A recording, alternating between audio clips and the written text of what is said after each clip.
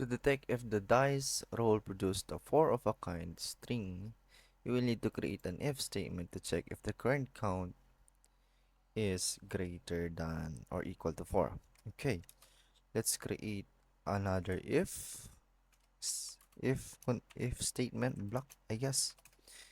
And you will need to check if the current count, okay, the current count actually is this one, the variable count, because it is assigned to the counts object with the key num. So we call the variable count to check if it is greater than 4 and the current highest count. So this is a one condition. So this is another condition. So therefore we call again, because we are comparing it to another, which is a separate condition.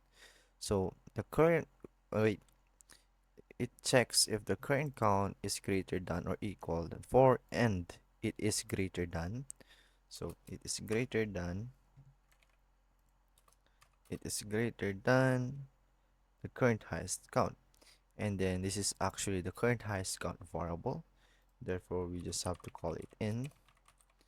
And then if so, we should assign the count to the highest count variable. So let's call in the highest count variable first and then assign the variable count. Nice.